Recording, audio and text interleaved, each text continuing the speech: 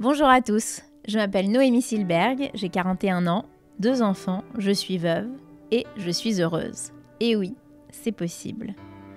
J'ai écrit un livre dans lequel je raconte la traversée de cette épreuve. J'explique que j'ai réussi à vivre après Marc grâce à mes ressources. Les ressources, c'est ce qui est en nous ou autour de nous et qui nous aide à surmonter une épreuve. S'identifier, se sentir moins seul, soutenu, compris, c'est ce qui fait du bien quand on traverse une épreuve. Les personnes que vous allez écouter raconter leur histoire, leur expérience, ont su puiser en elles les ressources grâce auxquelles elles ont réussi à rebondir, à aller mieux, à se réinventer. Elles nous confient leur kit de survie, leurs outils, leurs clés, toutes ces petites choses concrètes, pratiques, souvent évidentes, parfois cocasses, qui leur ont permis de se relever, de vaincre, de combattre et de surmonter ce putain d'obstacle. Alors inspirez-vous et trouvez vos propres ressources. Bonne écoute.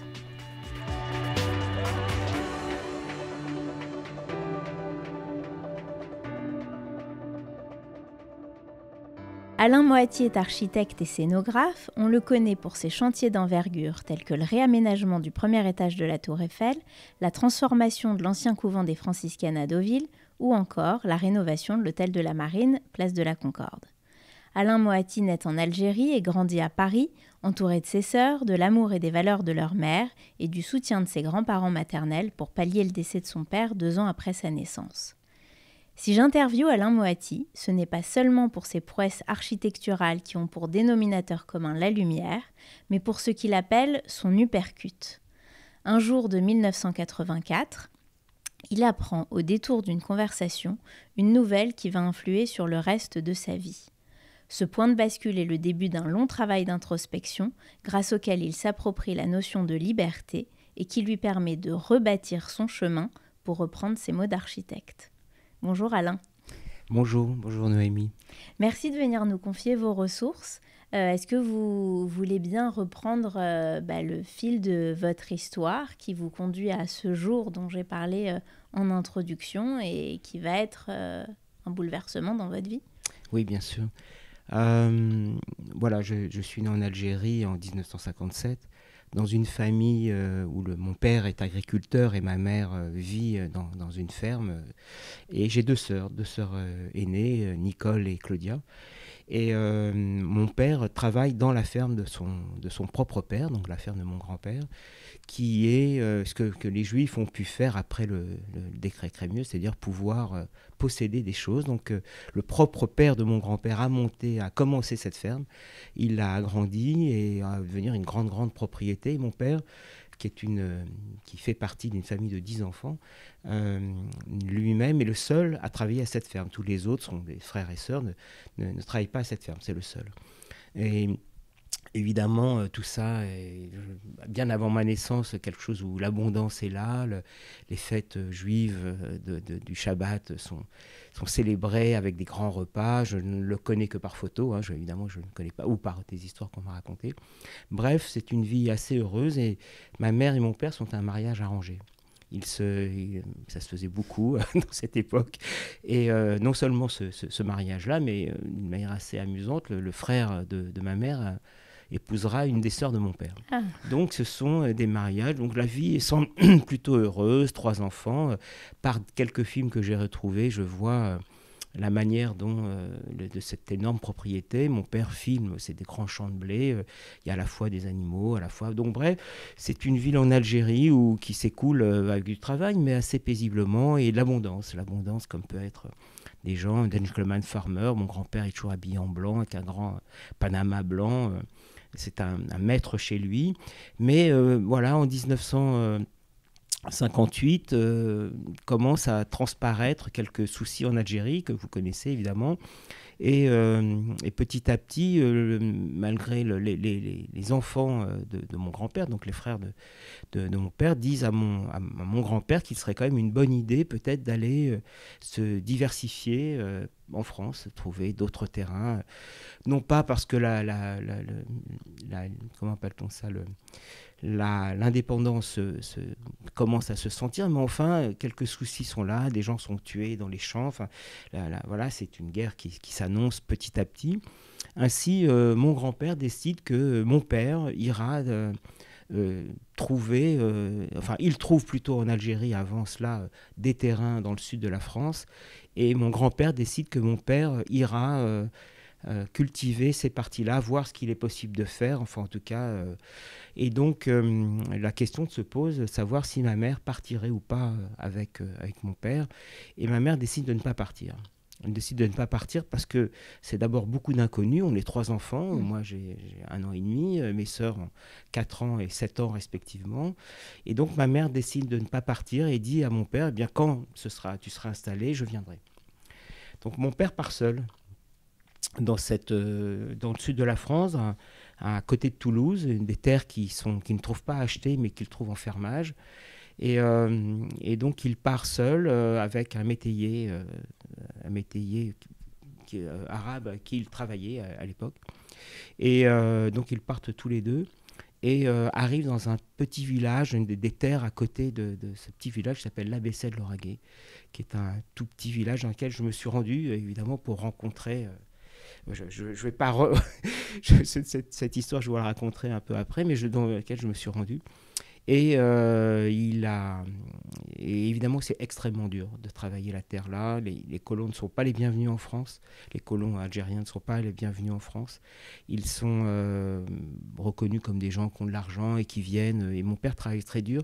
Et cette terre paraît harassante. C'est un endroit extrêmement difficile. J'ai retrouvé des lettres qu'il a écrites quelques temps avant de sa mort, puisque c'est la question de ce sujet-là. Et mon père meurt meurt, on ne sait pas très bien comment, mais il meurt, et son corps est rapatrié en Algérie. Donc il est enterré à Miliana, qui était l'endroit, la petite ville près de laquelle se trouvait cette ferme. Et nous, ces 3 enfants, vivons avec l'idée que mon père est mort en 1959, donc moi j'avais 2 ans. Vivons avec cette idée-là. Ma mère aussi passe cette idée. Il est enterré en Algérie. Et la vie passe jusqu'en 61, nous arrivons en France, ma mère et mes frères et sœurs, enfin mes 2 sœurs, pardon. Nous arrivons en France et nous vivons dans cette France, ce monde un peu reconstitué, puisque il fallait rebâtir un peu tout. Ma mère, n'ayant pas de travail, passe l'école normale pour pouvoir devenir institutrice. Et donc, nous vivons assez proches, mes 2 sœurs et moi, et ma grand-mère maternelle, qui est très proche aussi, qui habite juste à côté. Et elle nous élève un peu dans ce paradis perdu de l'Algérie, mais aussi dans cette France qu'il faut rebâtir avec, et je m'en souviendrai toute ma vie, et le premier jour de classe où j'arrive dans ce 13e arrondissement où nous habitons, où j'arrive au mois d'octobre en short, puisque nous n'avions que des vêtements d'été, puisqu'en Algérie, voilà. Et tout le monde, j'arrive, j'ouvre la porte et je suis le fait de tous les regards en short avec mon petit anorak pelure. En plus, il n'y avait pas le réchauffement climatique. Il n'y avait pas le réchauffement climatique, il faisait un peu frais en France. Et ce moment-là, c'est presque un moment d'humiliation d'être étranger là. Et d'arriver dans cette école à 6 ans, enfin, c'est un moment marquant qui est peut-être fabriqué toute disons, l'engagement que je peux avoir dans ma vie, ne jamais ressentir ce moment de différence. Ouais. C'est un moment sur lequel je reviendrai parce qu'il est assez important. Et je me souviens d'avoir senti le fait d'être étranger déjà en France, qui est quelque chose que je préserve encore aujourd'hui. Donc, à la fois, je suis totalement de culture française, toute ma connaissance est faite autour de la France, mais toute la culture que m'a donnée la France, mais toutefois, j'ai le sentiment de ne faire partie d'aucun pays et d'être vraiment étranger. Et donc, nous vivons avec l'amour de ma mère et c'est la transmission sur le fait de l'identité par le travail et puis aussi d'être autonome, puisque elle-même a énormément payé physiquement et payé financièrement la mort de mon père, puisque la séparation avec sa belle famille a été assez difficile, assez dure, et nous sommes élevés par ma mère en allant quelquefois voir cette belle famille, Moiti. Donc ma mère s'appelle Denise Bitoun de son nom de jeune fille, et donc nous allons voir de temps en temps cette famille Moiti, et avec voilà, on y va le dimanche pour partager un peu voilà, la vie, parce que nous portons le nom de Moiti. Donc bref, nous grandissons un peu donc avec les études. Ma mère est très littéraire, donc elle nous influe beaucoup sur ça. Ma sœur Claudia sera la plus influencée puisqu'elle portera ce métier elle-même. Et donc, elle est écrivain. Elle est écrivain, mais aussi elle enseigne la philosophie et l'histoire de la Rome antique. Donc, nous grandissons dans la mort de mon père, dans lesquelles on a des informations assez contradictoires pour les uns, puisqu'on pose des questions évidemment.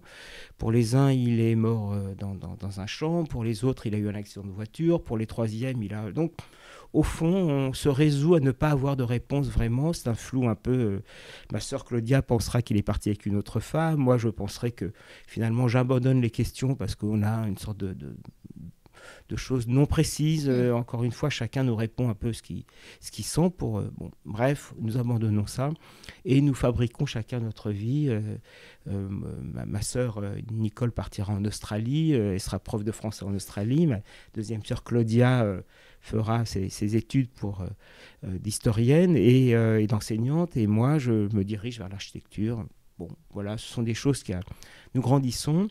Et en 84, je décide de partir en Israël, ce que je n'avais jamais été. C'était pas une grande... Parce que nous sommes élevés un peu sans aucune éducation religieuse. Ma mère ayant rejeté l'idée d'être juif et voulant retrouver de la paix en trouvant un mari où elle va se remarier, catholique, et oublier un peu cette histoire qui a été une énorme souffrance pour elle, un passage terrible, et elle emportera des blessures toute sa vie, lesquelles nous reparlerons sur le tard de sa vie.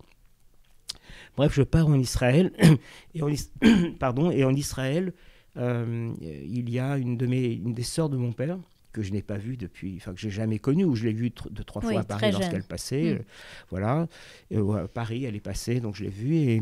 Et donc, avec un homme qui s'appelle Abraham, et qui sera important dans ma vie, j'en reparlerai. Et je décide de dîner avec Josette, qui est le nom de ma tante.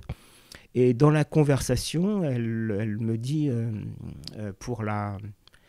on parle de choses et d'autres, et elle me dit, depuis le suicide de ton père, évidemment, et je ne sais plus ce qu'il y avait après, parce que c'est le mot que je porterai. Ouais. Et depuis le suicide de ton père, évidemment, cette phrase est un choc pour moi, puisque j'apprends que mon père, en 1959, donc, s'est suicidé. Et évidemment, c'est un bouleversement. Je n'écoute pas la suite de la conversation. Et on se quitte là-dessus. Et elle m'a dit après sciemment qu'il était important pour moi que je sache ça. Ah, donc elle ne savait pas que vous ne saviez pas à ce moment-là. Si, elle savait que je ne savais pas. Elle savait que vous ne saviez pas, voilà, justement. C'est ça. Et elle a, en discussion avec son mari, décidé de me le dire, mais pas comme une déclaration formelle, mais dans le flot de la conversation. Ce que j'ai trouvé finalement, au début ça m'a choqué, mais j'ai trouvé plutôt adroit, plutôt subtil, puisque comme une chose non pas extraordinaire, mais à banaliser dans le flot d'une conversation. Pas comme une déclaration, c'est ça. Et donc le lendemain, donc j'étais seul en Israël, puisque je voyageais seul à cette époque, j'étais marié, mais j'étais venu seul, je ne sais plus pour quelle raison. Et je me souviens, c'était... je me mets en face du Negev et je pleure une journée.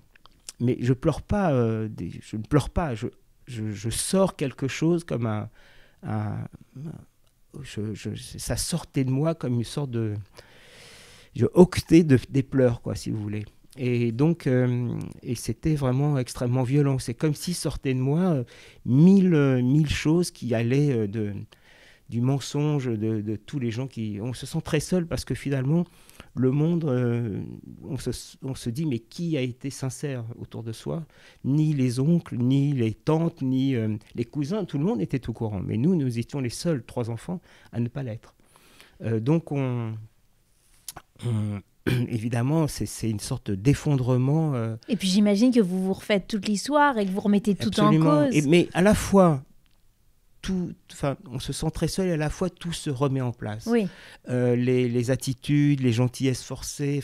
Oui. Le puzzle se reconstitue. Le puzzle se reconstitue partiellement puisqu'il y a beaucoup d'informations qui nous manquent, mais enfin, on se sent retrouver une place dans la vérité. Donc à ce moment-là, au temps 1 de l'annonce, il y a quand même un sentiment de libération quelque part? Ah non, pas du tout. C'est un sentiment d'écrasement devant les faits. Et puis une question qui vous taraude, c'est pourquoi cet abandon? Bien sûr. Pourquoi cette fuite? Donc le premier sentiment, c'est la culpabilité. C'est le premier sentiment que j'ai eu, c'est est-ce que j'ai fait quelque chose qui aurait pu faire ça?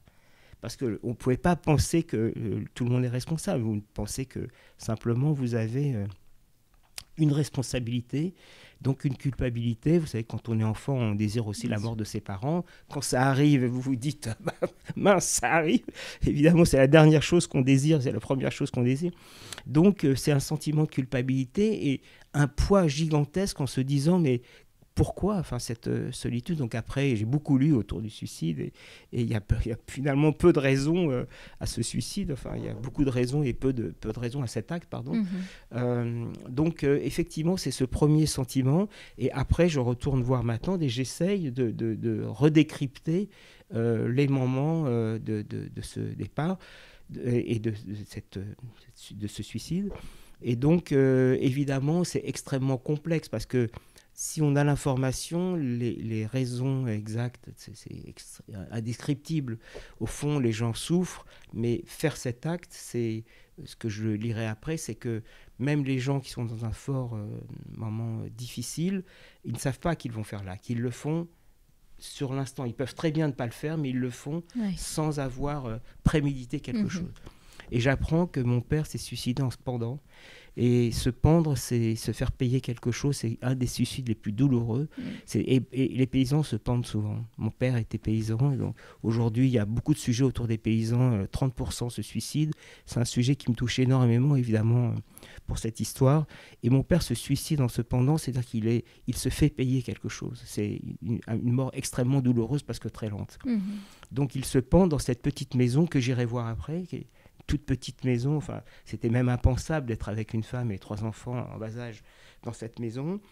Et le corps est rapatrié à Miliana, il est enterré. Je retrouve un article après qui parle de cette mort. Il ne parle pas de suicide parce que c'était quand même la honte dans ce monde d'Algérie. Donc c'était un secret de Polichinelle. La cause de sa mort a été étouffée, pas que auprès de vous. Oui, c'est ça. Tout le monde le savait, mais on ne le disait pas. Mais c'est ça. Et puis c'est... dans l'Algérie, peut-être dans les années 60 en France aussi, le suicide, c'était quand même...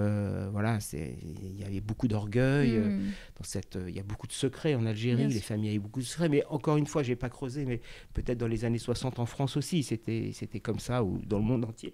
Donc l'idée d'avoir une famille... c'est ce que mon grand-père était... s'occupait de beaucoup d'associations juives, c'est un homme important, vous voyez. Et donc là, c'était quand même un tremblement dans la famille. Et donc, il y a eu des moments... donc après ce moment-là, je me suis dit, bon, j'avais 33 ans, finalement, ma vie était faite, j'avais un métier dans lequel j'avais pas mal d'échecs. Et je me suis aperçu que ces échecs étaient dus à un combat sur le pouvoir. C'est-à-dire soit je fuyais, soit je me cognais au pouvoir. Et au fond, le père, c'est le pouvoir et ce n'est que ça. Donc le travail que j'ai fait après m'a aussi permis de me libérer de ça, c'est-à-dire de ce rapport conflictuel au pouvoir. C'est-à-dire que, encore une fois, le père, c'est... le pouvoir, qu'est-ce que c'est? C'est l'argent et quelqu'un qui vous donne une direction. Donc j'ai fait ce travail après qui m'a aussi permis de sortir de cette répétition de l'échec professionnel. Et donc, je me dis, comme je reprends un peu ce que je disais, mais je me dis que finalement, ma vie est faite, que j'ai 33 ans. Et au bout d'un an et demi après, je ne savais plus qui j'étais. Non seulement je ne savais plus qui j'étais, mais quand on m'appelait Moati, je ne me retournais pas. Pratiquement, j'avais perdu le sens de mon nom. Je me suis dit, mais c'est quand même dingue, quoi. Ça remettait toute votre identité en cause. Toute l'identité, et surtout la crédibilité du monde autour de moi qui n'avait été que mensonge. Ou mensonge ou non-dit. Et alors, votre mère, vous la confrontez quand vous... Alors, ma mère, je l'invite à dîner, elle aussi, et je lui dis, voilà, je sais sur la mort de mon père. Et elle me dit, ah, vous savez, tu sais, pardon, mais j'ai voulu vous protéger. J'ai voulu vous protéger, et s'il y a un message à faire passer, c'est que la vérité des faits, c'est absolument ce qu'il faut dire, quel que soit l'âge de l'enfant, quel que soit l'âge. C'est la base de la construction de chaque être. Et il ne faut surtout pas inventer une histoire qui fabrique des choses sur du sable, quoi. Et donc, et je m'aperçois qu'elle-même porte une culpabilité absolument gigantesque. Et je me dis, bon, au fond, il nous reste de bonnes années à vivre, je ne vais plus l'embêter avec ça, quoi. Et donc, j'arrêterai de lui poser la question. Et surtout, mais je le dis à mes deux sœurs. Oui, c'est vous qui l'annoncez à vos sœurs. Oui, c'est ça. Et l'une, enfin, elles sont évidemment assommées de cette information. Et on mettra beaucoup de temps à absorber ça, à se dire que... Et puis, derrière le suicide, il y a quand même une souffrance extrême de celui qui fait l'acte, qui est capable de faire l'acte aussi. Bon. Alors après, certains disent c'est du courage, d'autres disent c'est de la faiblesse. Je ne vais pas m'étendre là-dessus parce que je pense que ce n'est pas le sujet. Mais au fond, voilà. Donc je vais voir ma mère, je lui dis, en gros, elle me dit que finalement, elle a voulu nous protéger, qu'elle avait demandé aux gens de ne pas nous le dire pour pouvoir, pour finalement faire que la vie puisse reprendre et s'écouler sans cette souffrance. Or, je pense qu'effectivement... il est impératif de dire cette vérité, encore une fois. Et donc, je fais quelques recherches. Je vais voir ce village de la Bessette, Lauragais. Je fais des recherches auprès de gens qui l'ont bien connu, des gens qui étaient militaires avec lui, des gens qui ont travaillé avec lui. Je vais voir ce village. Et j'avais de la famille à Toulouse. Ce village est près de Toulouse. Et je vais à Toulouse les voir. Il faisait extrêmement beau à Toulouse. Et je monte vers ce village. Et il fait un froid, mais il y a un vent, c'est vraiment le pays des vents, c'est terrible, c'est une terre extrêmement dure. Je rencontre le paysan qui l'a aidé à faire des labours dans cette terre qu'il n'arrive pas à labourer tellement elle est dure. Et il y a une chose, disons, étonnante, c'est que depuis la petite maison que je retrouve, dans laquelle je rentre, depuis cette petite maison, il y a le département de l'Aude. Juste en face, on voit l'autre département et je me dis, on voit l'au-delà. De là, je vois l'autre, je vois l'au-delà. Et c'est une idée qui va me poursuivre pendant tout ce voyage. Et finalement, je me suis dit, je suis revenu à quelque chose des origines. Et c'est, vous savez, la géographie porte l'histoire. Enfin, c'est même un de mes thèmes préférés de mon propre travail. Je toujours pensé ça. Et c'est important de retourner sur les lieux, de voir où se sont passées les choses, parce que les lieux portent les événements, si vous voulez. Et qu'est-ce que vous retirez de ce voyage ? Je retire de ce voyage qu'il a été dans une situation extrêmement, d'abord isolée, de tous les dires de tous les gens que j'ai rencontrés. C'était un homme de la relation extrêmement drôle, affable, sûrement avec des blessures énormes que je n'ai pas... C'est compliqué d'aller chercher ça. Je retire le fait que c'est cette solitude gigantesque qui a fait qu'il a abandonné tout. Et visiblement et vraisemblablement, il avait des conflits avec ma mère qui ne voulait pas revenir en France. Donc, c'est pour ça qu'elle peut-être est-elle culpabilisée. Elle est aujourd'hui morte depuis 3 ans. Donc, vous trouvez là-bas les explications, en tout cas une partie que vous cherchiez. Je retrouve là-bas simplement ce monde extrêmement dur à laquelle il a été confronté, d'une grande solitude, quelque chose d'un peu abandonné de tous, et bref, cette incapacité qu'il a eue, et ce sera vérifié dans les lettres dont je vous ai parlé, que j'ai retrouvées, cette incapacité qu'il a eue à pouvoir répondre à la demande de son père, qui était vraiment la figure voilà, du commandeur de Don Giovanni, si vous voulez, de ce père qui imposait le fait de réussir, et il n'a pas réussi. Donc c'est ça que je comprends aussi dans toute cette situation. Et comme je vous l'ai dit, au départ, je me disais que ma vie était faite, et j'avais trop de souffrance de cet abandon, et je me dis, il faut que je fasse un travail thérapeutique. C'est pas possible, je vais pas y arriver seul. En fait, c'est vraiment de la souffrance. C'est-à-dire que ce filtre-là se met sur tous les moments de votre vie. Il floute ou il colore d'une mauvaise manière tous les moments de votre vie, et ça devient une vie impossible, quoi. Donc soit on vit avec ça, et on se détruit de l'intérieur, franchement, soit on se dit qu'il faut faire quelque chose pour soi. Et je vais donc voir des gens de l'analyse transactionnelle, je vais voir des analystes aussi, des psychothérapeutes, soit des psychanalystes, j'en rencontre plusieurs et tout, et je me dis, mais ça, c'est pas quelque chose pour moi, par la parole, je vais m'en sortir, enfin, c'est pas mon sujet. Et une amie de mon épouse à l'époque nous raconte d'un travail qu'elle a même fait, qui s'appelle le transpersonnel. Et quand elle m'en parle, c'est un travail sur le corps qui n'a rien à voir avec la parole. Et quand elle m'en parle, je me dis, mais ça, c'est quelque chose pour moi. Voilà, et je vais vers ça, et avec l'idée que je dois solutionner l'abandon de mon père.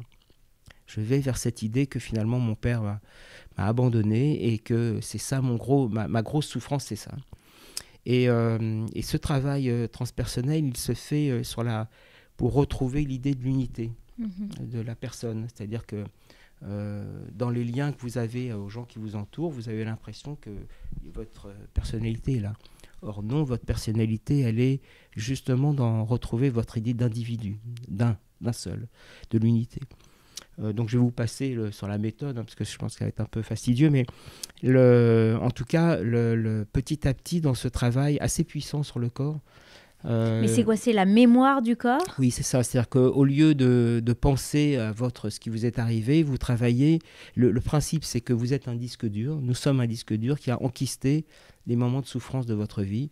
Les gens qui ont des maux, des maladies, c'est vraiment du psychique. Et en descendant par un état de conscience modifié, vous retrouvez dans votre corps la trace de ça, et c'est extrêmement puissant. Ça peut être extrêmement violent, c'est extrêmement violent, et c'est un groupe de 30 personnes, et le groupe est important parce qu'il vous porte aussi. Et d'abord, il faut exprimer cette douleur devant les autres, cette souffrance. Et il y a une série, disons, de travail que vous faites avec 3 personnes témoins, justement, dont je vous parlais, mais 3 personnes témoins qui sont les garants de ce passage. D'accord. Et ce passage, il est fait par de multiples exercices qui montent en crescendo dans le travail d'intériorité. Combien de temps dure ce travail? Le premier élément dure 6 jours. Et puis après, il y a 2 fois 3 jours. Espacé d'un an et demi. Non, mais espacé d'un an et demi chacun. Parce que le principe, c'est qu'il n'y ait pas d'attachement à ce travail. C'est que vous pouvez être aussi accro à ce travail-là. Donc l'idée, c'est qu'il y a une sorte de décantation très importante après avoir fait ce travail, qui est un travail, je vous dis, que vous mettez du temps à absorber, à intégrer.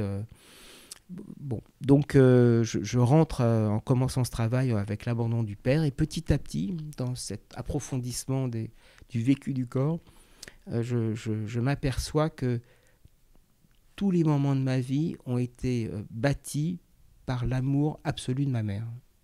C'est-à-dire que je commence ce travail par rapport à l'abandon du père, et je m'aperçois que finalement la difficulté que j'ai cette souffrance vient aussi du fait que la réalité est trompée, et floutée et décalée, parce que ma mère a été présente dans tous les moments de ma vie, c'est-à-dire elle a remplacé mon père et ma mère. Elle était les deux à la fois.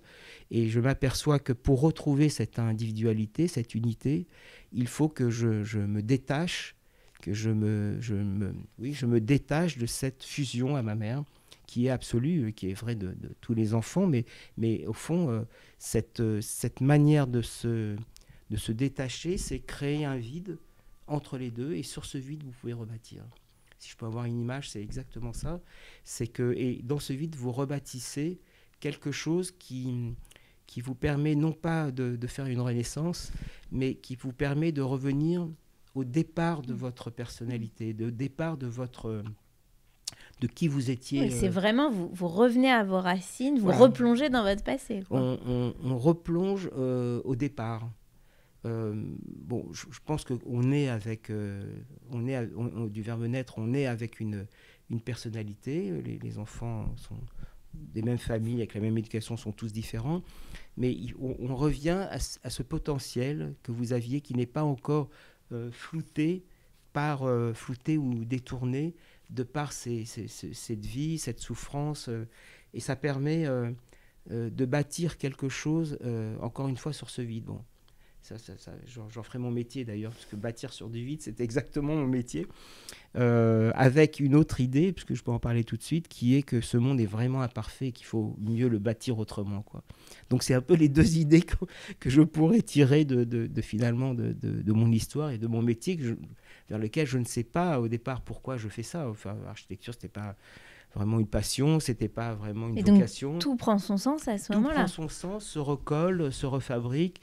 Travailler sur le détachement de ma mère, c'est pouvoir la voir et lui dire que je l'aime, et lui dire que je l'aime, mais avec deux choses. On a passé plusieurs moments avec on s'est vu plusieurs fois, mais vraiment de manière très proche, pour lui dire tout ce qui a été génial avec elle, mais tout ce qui m'a manqué. Et je pense que les gens qu'on aime, il faut vraiment leur dire ça. Tout ce qu'ils vous ont donné, mais aussi tout ce qu'ils ne vous ont pas donné. Et là, on peut dire vraiment aux gens qu'on les aime. Et vous fabriquez avec des gens proches, non pas ce que vos parents ont voulu faire de vous, mais un rapport d'adulte. C'est-à-dire que vous avez une autre relation totalement différente à ce moment-là, parce que vous pouvez avoir ce rapport, encore une fois, adulte, et puis d'aimer les gens pour ce qu'ils sont, même avec ce qu'ils n'ont pas fait.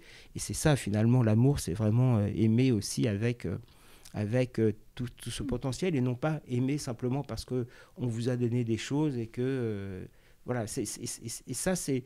Toucher ce véritable amour, c'est quand même peut-être le travail bénéfique que j'ai fait, quoi. Et comment elle vit ça, votre mère ? Alors ma mère, encore une fois, comme je vous l'ai dit, je ne pose pas 15 000 questions. Je me dis, c'est pas grave, elle ne peut pas en parler. Vivons les bons moments que nous avons encore à vivre ensemble. Et donc c'est une retrouvaille autre, quoi. Parce que vous n'êtes plus que le fils, vous êtes un homme qui peut avoir une relation avec une femme, c'est une femme particulière, hein, mais en tout cas, voilà, on s'embrasse, on pleure, tout ce qu'on peut imaginer, mais ça nous dégage une relation forte, ça nous dégage une relation en tout cas sincère. Oui. Et ça, c'est peut-être l'essentiel, puisque encore une fois, il faut à un moment donné ne plus être que les enfants de ses parents. On est d'abord bien plus que les enfants de ses parents, bien plus, et c'est ça qu'il faut trouver, le plus qui fait que vous n'êtes pas que des enfants avec les limites qu'on vous donne, mais il faut avoir ce travail de reconnaissance tu honoreras ton père et ta mère. Pour moi, c'est ça le sujet dans cette phrase des 10 commandements, mais qui est vraiment essentielle. C'est comment on honore son père et sa mère. Eh bien, c'est en montrant qu'on a été bien plus loin avec les bases qu'ils vous ont données, mais aussi qu'on est reconnaissant de ces bases qu'ils vous ont données. Et alors, à ce moment-là, vous avez donc entre 35 et 40 ans, j'imagine, Oui. Et est-ce que vous voyez un lien, puisque vous rebâtissez sur du vide, sont vos mots, est-ce que vous voyez un lien entre ce travail que vous faites et votre activité professionnelle, ce travail sur le corps et votre activité? Oui, c'est énorme, parce que ce travail de revenir à l'origine fait que je vais étudier l'hébreu et le Talmud. C'est-à-dire qu'au fond, le fait d'être juif et tout ce qu'on ne m'avait pas dit, je me suis dit, mais au fond, allons voir ça, puisque et c'est pour ça que je vous dis, ça revient à un point de départ. C'est-à-dire que je me suis dit, finalement, cette histoire m'a dévoyé de ça. Non pas que je deviendrai croyant ni religieux, je ne le suis pas.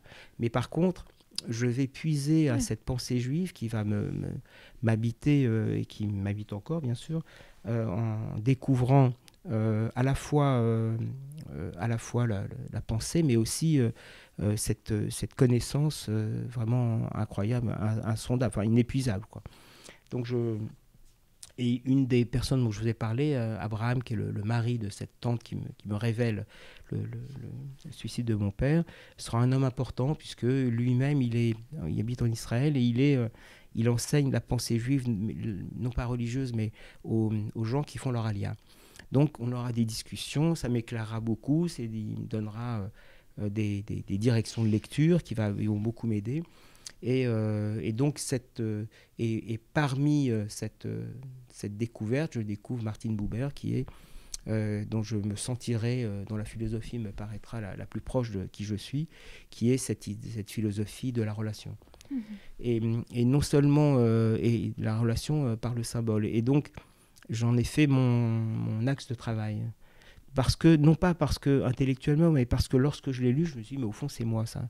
Et c'est ça qui est incroyable, c'est que même si on ne vous transmet pas une pensée, on vous la transmet quand même par tout ce qui vous entoure. Et quand j'étudiais à la fois l'hébreu, surtout l'hébreu d'ailleurs, je me disais, mais tout ce que dit l'hébreu, c'est moi. Enfin, c'est incroyable. Donc, on vous a transmis involontairement, puisque ce n'était pas... Et c'est ça qui est magnifique, c'est-à-dire qu'en fait, c'est ancré en vous. Par quel réseau, je n'ai pas la moindre idée. Je ne sais pas si c'est génétique ou si c'est... Mais en tout cas, il y a quelque chose d'éclairant là-dessus. Et en tout cas, ça vous parle. Exactement, on peut dire cela. Et donc, c'est vraiment touchant, quoi. Et non seulement ça vous parle, mais ça vous permet d'aller plus vite, comme un enseignement qui vous permet de gagner du temps. Et alors cet axe de travail, vous dites que ça vous a amené vers cet axe de travail qui revient et qui est le vôtre, et sur votre activité professionnelle, comment est-ce que vous... Alors d'abord, encore une fois, sur du vide, on bâtit ce qu'on veut. Et moi, je bâtis avec parce que entre deux choses, entre l'imaginaire et le symbolique. Donc je bâtis non pas des projets que fonctionnels, mais je bâtis sur cette idée que le symbolique, l'imaginaire, ce serait la projection de chacun de nous sur la réalité. Et le symbolique, c'est ce qui réunirait nos imaginaires. Et je cherche des lieux où on peut créer des communautés. Je cherche des lieux avec des marques symboliques, à créer des éléments symboliques autour desquels on pourrait se retrouver, se réunir et se dire qu'on a été là pour voir la même chose et partager. Et tous les projets que vous avez cités, il y a cela. Et il y a... quelque chose de dire que finalement les lieux servent à créer des liens. Donc nous fabriquons, je fabrique des endroits qui ne sont pas que des endroits où on vient se restaurer ou lire, mais par contre il faut qu'on puisse créer des liens très forts entre les gens, et c'est finalement que l'intérêt de l'architecture. Ça marque à la fois la mémoire, puisque c'est un lieu pérenne qui marque le temps, et à la fois, l'idée du monument, c'est exactement ça, et à la fois, ça fabrique du lien et dans des lieux où on a envie de rester. Donc cette sorte de monde dans lesquels... qui ne serait pas qu'un monde de l'indifférence, mais un monde dans lequel on se retrouvait pour être ensemble, c'est peut-être l'axe de mon travail. Et ça, c'est venu au fur et à mesure? C'est parce que vous avez été intéressé par certains appels d'offres? Enfin, c'est ces appels d'offres qui vous parlaient. Comment est-ce que c'est venu? C'est venu un peu au hasard, si vous voulez, parce qu'au fond, quand vous avez cette attitude, que vous fassiez un grille-pain ou un grand monument essentiel ou un grand musée, l'attitude est la même. C'est-à-dire qu'au fond... c'est presque une manière d'être dans la vie. C'est pas que simplement être un professionnel qui pense ça. C'est une manière, l'idée de la relation, parce que la relation et la possibilité de la relation, elle ne vous déçoit jamais. Et si vous avez un projet dans la rencontre, ça vous déçoit, mais créer la relation avant le projet, c'est ça l'essentiel. Vous voyez, c'est-à-dire que si vous rencontrez quelqu'un d'autre, mais vous avez déjà un projet en tête, vous êtes plein de votre projet, vous avez déjà Ouais. perdu. Et c'est pour ça que arriver devant un site que je ne connais pas ou une situation, que ce soit un projet privé, un projet public, peu importe, mais être attentif à la relation, à ce qui manque dans la relation, à ce qui serait mieux dans la relation, c'est savoir justement fabriquer quelque chose qui manque. Et la relation, c'est exactement ça. Mais encore une fois, si vous avez un projet dans la relation, vous êtes perdu. C'est déjà... Donc la relation avant le projet, c'est l'essentiel. Et le rôle de la lumière, justement, puisque la lumière, ce que j'ai compris de votre travail et ce que je disais en introduction, le dénominateur commun, tout ça est lié. La lumière, lorsque j'arrive dans un endroit, alors je me sens très peu chez moi partout sur la planète, mais quand j'arrive dans un endroit où il y a une lumière très forte, des ombres marquées sur le sol, je me dis je suis chez moi. C'est incroyable, c'est-à-dire que et quel que soit sur la planète, hein, quel que soit l'endroit sur la planète, je me dis mais là il y a quelque chose où je sais que je suis chez moi. C'est-à-dire que c'est quelque chose très émotionnel, c'est-à-dire que encore une fois, c'est pas bizarrement, c'est pas les constructions ou oui, je suis chez moi sous les grands arbres avec la lumière très forte. Ça, c'est les réminiscences de l'Algérie, sûrement, je suppose. sûrement. Et effectivement, quand j'avais 5 ans quand j'ai quitté l'Algérie, mais en fait, à 5 ans, votre univers de beauté, il est totalement bâti. Je le crois, c'est que ce soit les épices, les odeurs, il y a des endroits aussi avec les odeurs, j'arrive, je me dis, je suis chez moi. C'est à 5 ans que vous avez bâti votre univers totalement et émotionnel. Et ça remonte d'une manière absolument incontrôlable, et c'est merveilleux, quoi. Vous êtes, nous sommes, nous, êtres humains, une sorte de violon, et les archers sont nombreux pour la faire vibrer sur la terre. Les arbres, la lumière des grands arbres, c'est un de mes archers. Et c'est ça qu'il faut trouver, parce que ça veut dire que finalement vous êtes en résonance, et le mot résonance prend tout son sens là, avec ce qui vous entoure. Être chez soi, c'est ça. Et je dis toujours, ce qu'il faut, c'est bâtir des lieux où on est chez soi. C'est en fait le sujet aussi d'un de mes travaux. C'est ce que vous disiez par rapport à ce moment où vous êtes entré dans la classe pour la première fois. Ouais, où je n'étais pas chez moi. Et pour donner un exemple, j'ai lu, je crois, que dans le réaménagement que vous avez fait au premier étage de la Tour Eiffel, par rapport à cette lumière, justement, il y a un sol. Mais oui. Vous allez l'expliquer bien mieux que moi. Oui, par exemple, l'idée du symbolique, c'est la Tour Eiffel, le premier étage est à 60 mètres du sol, donc j'ai fait un sol en verre pour permettre à tout le monde, ce que j'ai appelé le glissement aérien, permettre à tout le monde de pouvoir vivre ce vide, 60 mètres du sol. Ce qui est intéressant, c'est que toutes les géographies de l'imaginaire de 19e, c'est le centre vide. Eiffel, par un système de construction, l'a réalisé. Je me suis dit que c'est ça qu'il fallait faire vivre aux gens, que c'était l'identité du lieu, pas le seul, mais c'était aussi l'identité du lieu. Et donc, j'ai voulu faire que l'élément central, l'élément à faire vivre à tous, c'était ce vide de 60 mètres du sol. Donc voilà, je cherche quelque chose qui est unique dans le lieu et qui fait que cette sensation de ce qu'on va vivre là sera partagée. Merci beaucoup. Je crois qu'il est temps de passer au questionnaire ressources. C'est un bon lien.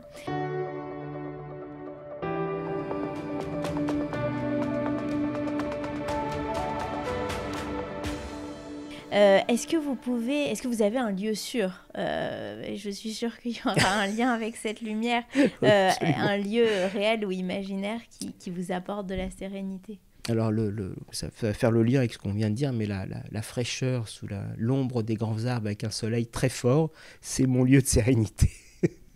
Est-ce que vous avez un mantra ? Alors, c'est une phrase du Talmud qui dit « Souviens-toi de ton futur ». C'est vrai, ça a deux sens, évidemment. Souviens-toi des promesses que tu as faites de ton passé pour vivre ton futur. Mais aussi, dans un autre sens, ça fera le lien avec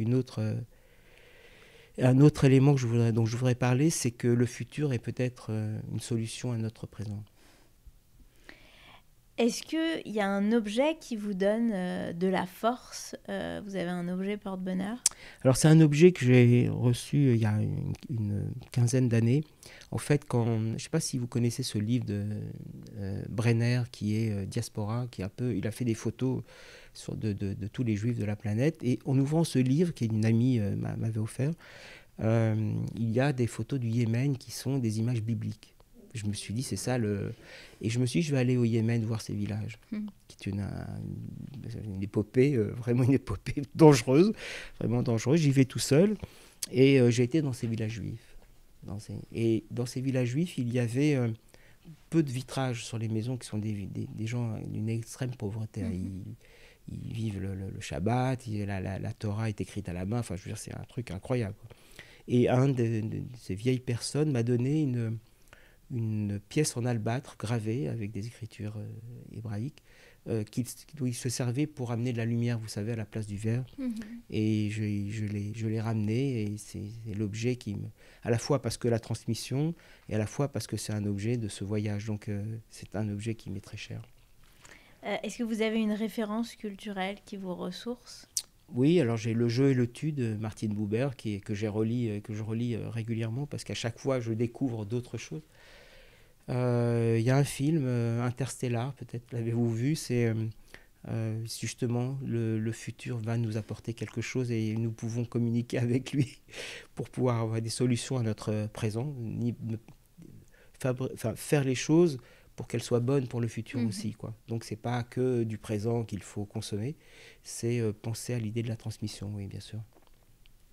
Est-ce que vous avez fait une rencontre marquante liée à cette épreuve que vous avez racontée? Alors j'ai eu 3 pères, moi. En fait, j'ai cherché d'autres pères sur le chemin. Et Jean-Pierre, qui a été mon ami, qui est décédé aujourd'hui, très jeune, mais qui a été mon ami, qui m'a fait comprendre aussi des choses de la vie, qui était pas plus, il avait 3 ans de plus que moi, mais il avait compris. Il y a des gens qui sont, qui sont des chemins. J'ai eu Antti Levague, qui est un architecte très très particulier avec qui j'ai vécu sur la Côte d'Azur, qui fait des maisons extraordinaires en voile de béton, enfin un marginal qui est décédé aussi aujourd'hui. Et Abraham, cet oncle voilà, qui m'a apporté beaucoup sur ce chemin de la compréhension de soi. Est-ce que vous avez vécu une scène tragicomique, décalée? Elle n'est pas directement liée à ça, mais elle est liée à l'idée de la famille. Mais c'est assez anecdotique, mais enfin, j'avais une sœur, Nicole, qui est toujours élégante, toujours. Et elle avait acheté des chaussures trop petites pour préparer un voyage que nous devions faire dans la vallée de la Loire. Et c'était 4 jours, ce voyage. Et donc, elle avait des chaussures trop petites parce qu'elle voulait avoir des petits pieds. Et pendant 4 jours, elle a râlé parce qu'elle avait des chaussures trop petites. Donc voilà, mais c'est ce lien familial, parce que j'étais très très proche de mes 2 sœurs. Parce que ma mère était un peu distante au départ, comme elle devait retrouver un travail. Et nous avons créé un lien à 3 très très puissant, jusqu'au fait que ma sœur Nicole est décédée aujourd'hui. Et quand elle est morte, j'ai mesuré le lien que nous avions. Comme elle habitait en Australie, c'était un peu compliqué, mais enfin, j'ai mesuré le lien très puissant que nous avions tous les 3. Comment est-ce que vous compléteriez cette phrase? Le drame rend... Alors, pour tout vous dire, rend libre quand on accepte. C'est-à-dire que lorsqu'on l'accepte, accepter, c'est la chose la plus difficile. Tous les événements qui vous adviennent, soit vous combattez contre eux, soit vous les acceptez. Et d'accepter, c'est le plus difficile, mais ça rend vraiment libre. Et la liberté, c'est pas de faire ce qu'on veut quand on veut. La liberté, c'est passer au-dessus de quelque chose qui semble vous arrêter parce que des peurs, parce que voilà, trop d'émotions. Mais passer au-dessus de ça, c'est être libre à chaque fois. Alors finalement, vous nous avez parlé de cette ressource qui a été la vôtre, de ce travail sur le corps que vous avez fait. Est-ce que c'est celle-ci que vous avez envie de mettre aujourd'hui symboliquement dans notre boîte à ressources? Oui, mais plus que ça, je voudrais dire que quand on arrive quand cette ressource vous aide, vous pouvez toucher en vous une source intérieure, vraiment une source intarissable de joie, de joie et de bien-être, intarissable, et que vous pouvez retrouver dans la paix retrouvée, que vous pouvez toucher dans la paix retrouvée. Et cette ressource, elle est au fond de chaque être, et simplement beaucoup de peine, beaucoup de choses obstruent cette source, mais quand vous pouvez retoucher ça en vous, vous êtes inarrêtable, vous êtes intouchable, quoi. Et c'est ça qu'il faut, que chaque être devrait trouver, une sorte de joie intérieure qui va de l'enfance à votre vieillesse, ça n'a rien à voir avec l'âge, et qui permet d'être au plus profond et au plus intense de votre être. Et enfin, est-ce que vous avez une chanson qui vous ressource? Oui, une chanson de Michel Jonas qui dit les heures passées sans amour sont inutiles. Alors on se quitte en écoutant cette chanson. Merci beaucoup Alain Moatti pour votre témoignage. Les heures passées sans amour sont inutiles.